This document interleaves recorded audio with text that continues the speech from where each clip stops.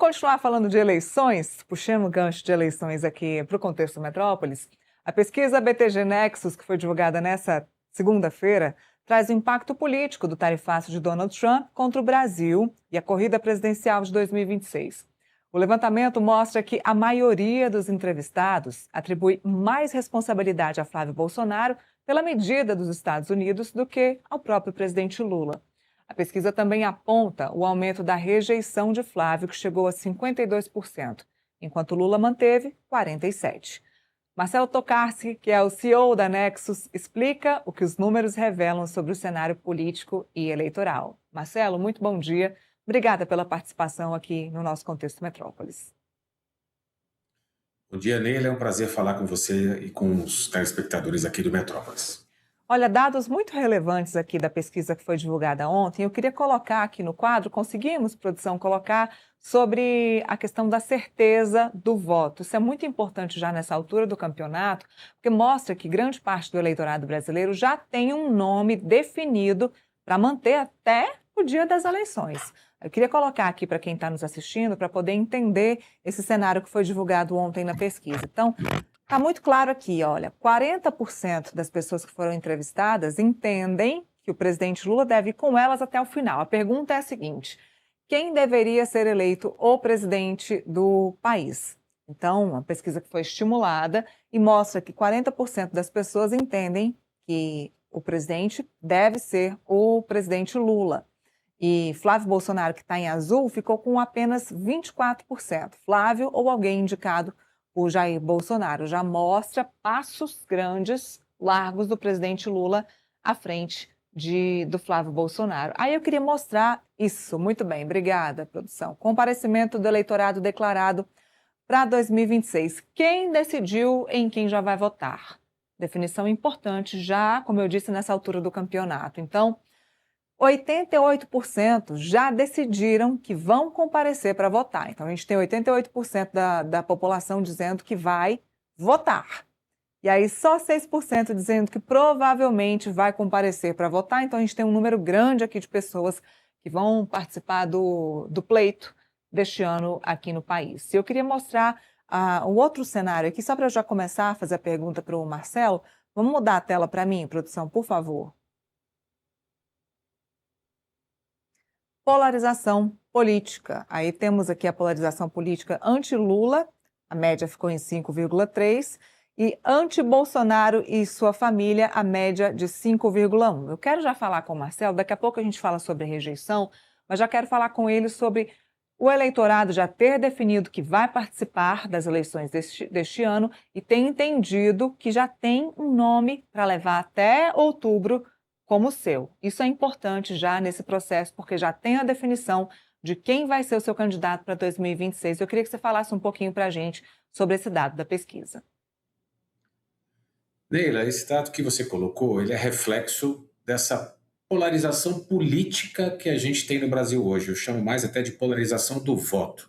A gente tem duas correntes políticas muito fortes e muito definidas. O presidente Lula está cumprindo o seu terceiro mandato, está buscando o quarto, né?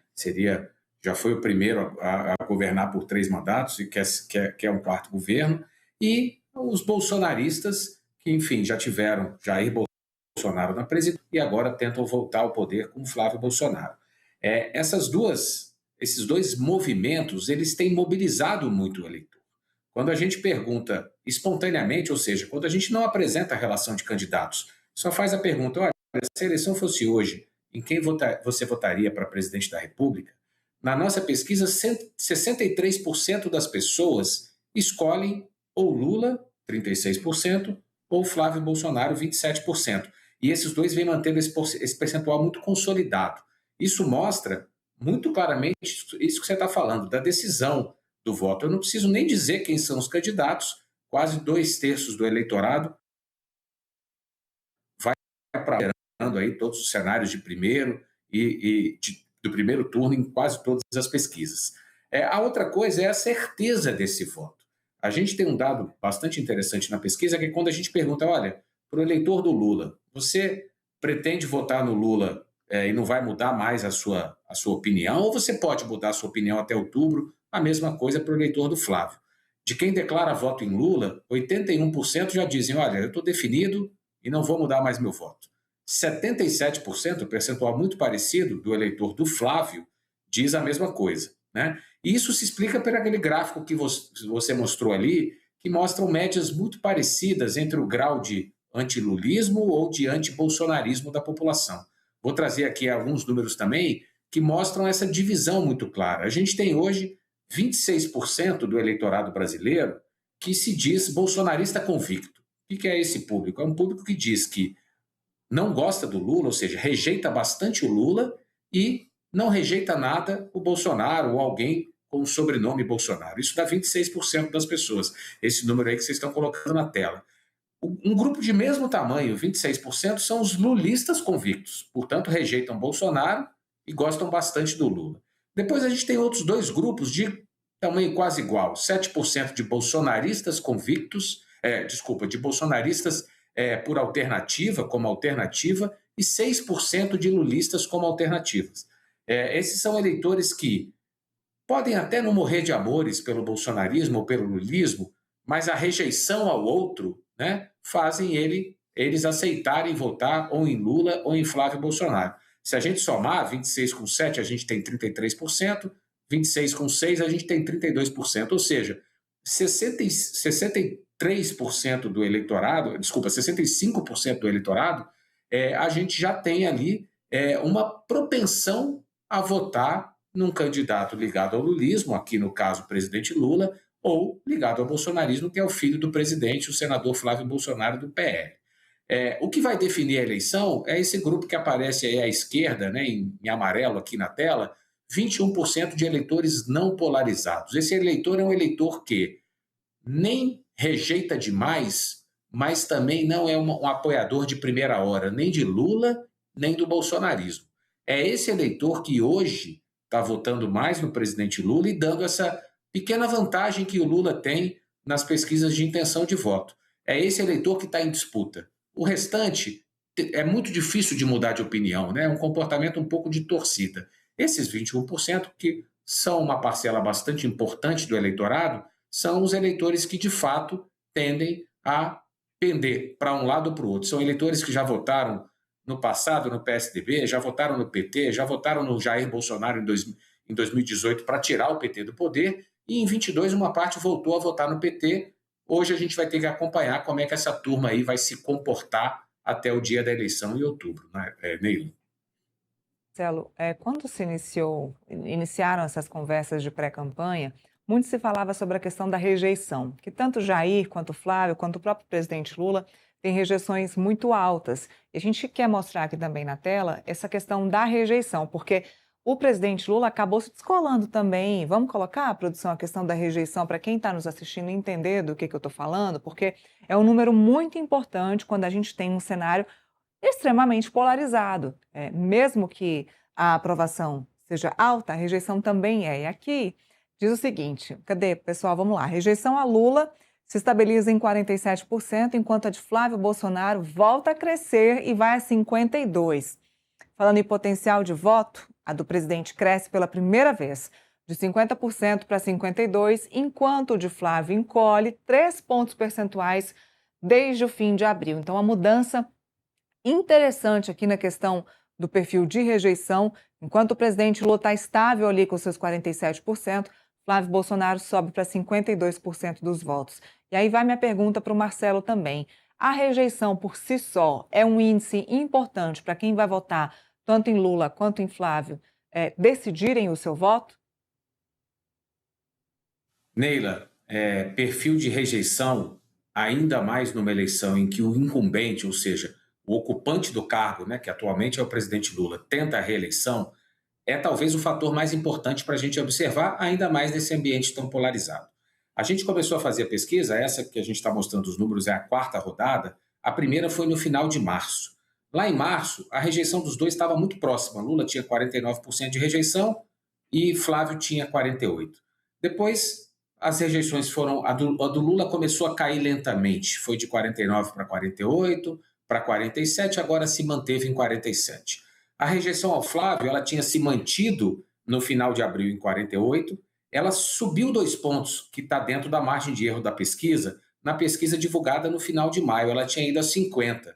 Foi a primeira pesquisa, no final de maio, após o surgimento dos áudios, né, do áudio enviado pelo Flávio Bolsonaro ao Daniel Vorcaro, e também depois da notícia de que ele teria visitado, de que ele visitou, porque depois ele assumiu, né, o Daniel Vorcaro, quando o banqueiro já estava em prisão domiciliar em São Paulo.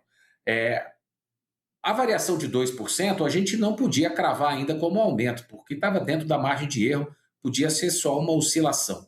Mas agora a rejeição do Flávio voltou a crescer mais 2 pontos, foi para 52. Então a gente agora pode, do ponto de vista estatístico, afirmar que a rejeição dele aumentou, né? Ela subiu depois dos episódios. Hoje, a diferença de rejeição está na casa de 5 pontos percentuais. Eu vou voltar um pouco aqui para 2022. Durante boa parte da campanha eleitoral, a rejeição ao então presidente Jair Bolsonaro, ela era consistentemente 10% maior do que a rejeição ao presidente Lula, ao então candidato, hoje presidente, né, do PT, Luiz Inácio Lula da Silva. Na ordem de grandeza, 45% rejeitavam Lula na ocasião, em 2022, 55% rejeitavam o Jair Bolsonaro. Ao longo da campanha, o Jair Bolsonaro foi reduzindo a sua rejeição, conseguiu aumentar um pouco a rejeição do presidente Lula e eles terminaram a campanha com uma diferença em torno aí de 4 pontos entre as taxas de rejeição. Lula foi eleito em 22 com uma rejeição de 47%, 48%, enquanto Bolsonaro tinha uma rejeição na casa de 52%. E foi isso que definiu aquela eleição tão apertada que a gente viu, né? A diferença foi de 1.800.000 votos num colégio eleitoral de mais de 150 milhões de pessoas. A gente está vendo um quadro parecido hoje. Taxas de rejeições que vinham muito parecidas, agora dá uma pequena descolada, mas 5 pontos está muito pouco fora da margem de erro, do limite da margem de erro, que é de 2 pontos. Né? Se a gente for descontar os 4 pontos, 2 para mais, 2 para menos na margem de erro, essa diferença pode chegar só a 1 ponto. Então, esse é um fator fundamental. Um candidato que tem uma rejeição de mais de 50%, matematicamente fica difícil de vencer uma eleição. Mas o Flávio também não está muito distante dos 50%. Ele precisa estancar esse aumento de rejeição para voltar a ter uma competitividade maior. Né? Nos dados de intenção de voto, Flávio é o único candidato que consegue fazer alguma frente ao presidente Lula no primeiro turno e é o que melhor desempenha no segundo turno, apesar de um recente desgaste. Agora, a eleição é daqui pouco mais de 4 meses, tem muita coisa para acontecer, a gente está no meio de uma Copa do Mundo, né, que mobiliza bastante brasileiro. A partir da segunda quinzena de julho, a campanha deve esquentar, oficialmente ela começa em meados de agosto, e tem muita coisa para acontecer, e olhar para a rejeição é um dado fundamental que todo interessado aí em eleição tem que observar, porque no fim do dia, no segundo turno, quem for o menos rejeitado é que vai levar o resultado da eleição a seu favor. Neila. Já tem a questão do voto válido, né? Muita gente ainda vota em um candidato para não perder o voto que ele poderia dar, por exemplo, numa terceira via, né? Então a questão da rejeição fica ainda mais alta quando a gente pensa dessa forma que o brasileiro tende a votar em cenários de polarização extrema. E aí eu quero tocar em um assunto, Marcelo, interessante, que a pesquisa trouxe a questão do Bolsa Família e ontem também, durante um evento da Veja lá em São Paulo, o próprio pré-candidato Flávio Bolsonaro também falou sobre Bolsa Família. Falou sobre a importância do projeto, que pretende manter o projeto do Bolsa Família no país, inclusive que esse tipo de projeto de distribuição de renda ele acontece no mundo inteiro para a percepção de manutenção das classes mais baixas da sociedade. Então ele fala sobre a importância, diz que vai manter o Bolsa Família e a pesquisa fala sobre isso também e é o que eu queria mostrar aqui na tela para quem nos assiste. Então, beneficiário do Bolsa Família versus voto estimulado, e a gente está falando de segundo turno. E aí a pesquisa fala sobre quem é beneficiário ou mora com algum beneficiário. Perguntaram especificamente, você é beneficiário, tem alguém na sua casa, da sua família que é beneficiário do Bolsa Família? E aí a pesquisa traz o seguinte, o beneficiário votaria em quem? Lula, com 67% das intenções de voto, Flávio Bolsonaro com 5% das intenções de voto. Agora, quem não é beneficiário? A pesquisa também perguntou. Você que não é beneficiário, votaria hoje em quem? Lembrando que é um voto estimulado para o segundo turno. Lula, para quem não é beneficiário do Bolsa Família, quem não ganha R$ 1 de Bolsa Família, Lula ainda assim estaria na frente com 1 ponto, com 46%. E Flávio Bolsonaro, com 45% das intenções de voto. Também é importante discutir isso aqui, Marcelo. A gente consegue perceber que quem recebe o dinheiro do Bolsa Família já tem o seu voto definido, garantido no presidente Lula. É isso, né? Neila, sim, né? Historicamente, os beneficiários do Bolsa Família e o público em geral, né, de mais baixa renda, ele tende a votar mais no presidente Lula. Isso foi assim desde 2022. Até só um pequeno ajuste ali, né? O percentual de intenção do Flávio Bolsonaro em beneficiários, ele não é tão pequeno como os 5% aí que vocês mostraram. 5% é o nenhum branco e nulo, mas o Flávio tem 27% contra 67% do Lula. É uma diferença muito grande. Não à toa, né, ele faz essa sinalização ao beneficiário do Bolsa Família, até para talvez cortar eventuais possibilidades de boataria, de que um candidato à direita pudesse acabar com o Bolsa Família. Né? Na verdade, o Bolsa Família acho que é uma política hoje de Estado que está muito consolidada no Brasil. O próprio pai de Flávio Bolsonaro, Jair Bolsonaro, governou o país por 4 anos, e a despeito do que se falava na campanha de 2018, ele manteve o Bolsa Família, inclusive na reta final ali, em ano eleitoral, ele triplicou o valor do benefício, né? Enfim, tentando recuperar a sua popularidade, que estava bastante abalada na ocasião pela pandemia. Então, esse é um eleitorado significativo, bastante cativo do presidente Lula, mas numa eleição tão apertada, você fazer uma sinalização para esse eleitor, se o Flávio conseguir melhorar um pouco o desempenho dele, ele já vai conquistando um pouco de eleitores. Essa é uma eleição que está muito caracterizada por campanhas que, ao invés de fazerem grandes tiros de canhão, né, para acertar um grande público, de medidas muito pequenas ou de acenos muito direcionados. Né? O Flávio tem feito muito aceno ao eleitorado evangélico, por exemplo, que é pouco mais de 1/4 do eleitorado brasileiro. Isso porque, claro, é um eleitorado que tende a votar mais no bolsonarismo, mas que hoje vota menos no filho do que votava no pai há 4 anos atrás, no pai Jair Bolsonaro.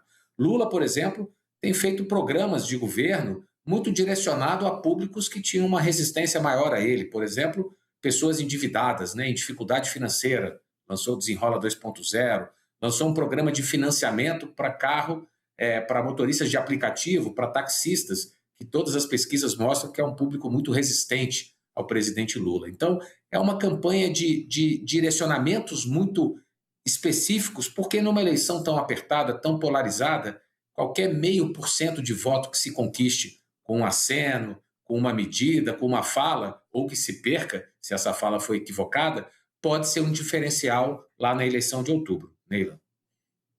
O diferencial, a gente quer falar também sobre o interesse da população nas eleições. E é o que a pesquisa também mostrou, e a gente vai mostrar para vocês o interesse dos brasileiros nas eleições de 2026. Vamos lá para a amostra total, que disse o seguinte: tenho muito interesse nas eleições de 2026, 51%. Tenho interesse razoável nas eleições de 2026, 26%.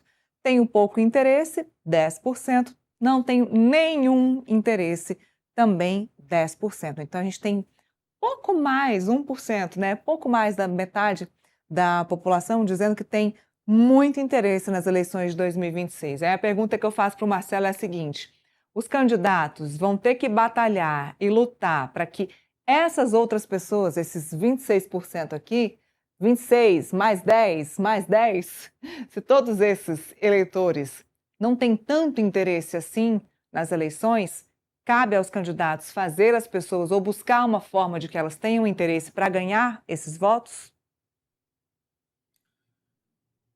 Neila, sim, acho que apesar de o voto no Brasil ser obrigatório, a gente historicamente tem uma abstenção na casa de 20, 21%. Esse é o maior desafio de qualquer profissional que trabalha com pesquisa de intenção de voto, né? A gente passa o ano inteiro fazendo pesquisas que representem 100% do eleitorado. No dia da eleição, 20, na última eleição 21%, quase 21, 20,9 para ser mais exato, deixaram de votar. Esse grau de interesse aqui, ele vai aumentar à medida que o tempo passa. né? A eleição, ele já está mais alto, por exemplo, do que em outras eleições. Por quê?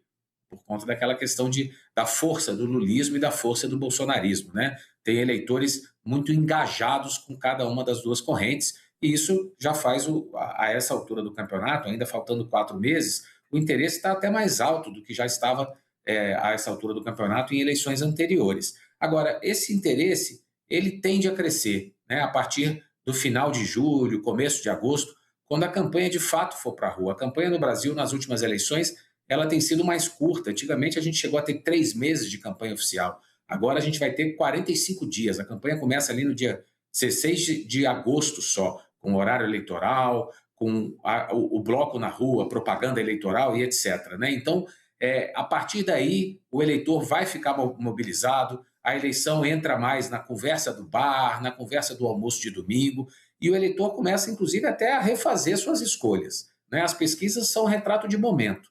Hoje, elas mostram um quadro que é mais favorável ao presidente Lula. Eu poderia dizer que, se a eleição fosse domingo agora, o Lula teria um razoável favoritismo se o segundo turno fosse agora, né? No próximo domingo, dia 21 de junho. Mas não é, o segundo turno é no dia 25 de outubro. Então tem muita coisa para acontecer, a gente tem todo o ambiente, né, envolvendo delações do Vorcaro, do presidente do BRB, por exemplo, que pode envolver também figuras da política, enfim. A gente tem uma série de fatores que podem vir à tona e que podem mexer. Tem os Estados Unidos, né? A pesquisa mesmo mediu isso, o impacto das medidas do Trump em relação ao crime organizado e a possibilidade de um novo tarifaço. Enfim, fazer previsão política no Brasil é um grande desafio, porque as coisas vão acontecendo e vão mexendo com o humor do eleitorado. Tem também a questão aí dos efeitos das políticas lançadas pelo Lula sobre a avaliação de governo, né? A avaliação de governo vem melhorando lentamente. Então, misturando tudo isso, a gente vai ter que ter um pouco de calma para entender como é que o eleitor vai se comportar, né, no domingo, dia 4 de outubro, e o segundo turno 3 semanas depois. É muito tempo até o dia da eleição e muita coisa do que as pesquisas estão mostrando hoje podem ser uma tendência diferente daqui para frente.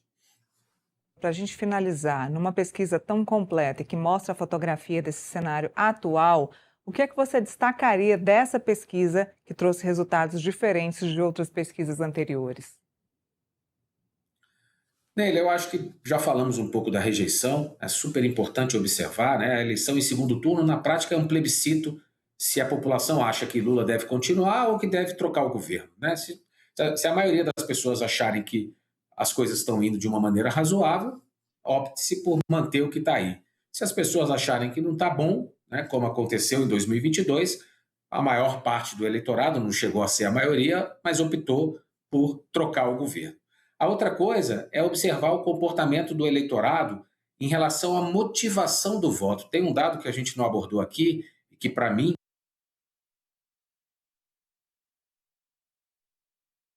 chama o Flávio Bolsonaro na simulação do segundo turno.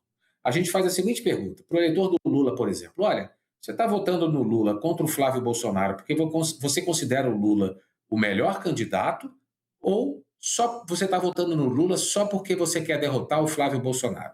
E vice-versa, para o eleitor do Flávio, a gente faz a mesma pergunta: você vota no Flávio porque ele é o melhor candidato ou porque você quer derrotar o Lula? 16% dos eleitores do Lula escolhem Lula não por gostarem necessariamente do Lula, mas por gostarem menos do Flávio Bolsonaro ou do bolsonarismo. No caso dos eleitores do Flávio, esse contingente é de 31%, ou seja, 3 de cada 10 eleitores do Flávio dizem que a principal motivação de votarem no candidato do PL não é a preferência política em si pelo candidato, mas sim porque querem derrotar Lula, querem trocar o presidente. Somando isso, dá 21% do eleitorado. É um contingente muito grande de pessoas que até talvez preferisse uma terceira opção, mas quando olha para o cardápio de terceira opção, não encontra a terceira opção ideal e acaba fazendo a escolha daquele que, nesse momento, esse eleitor considere o candidato menos pior, né, para falar aqui o bom português.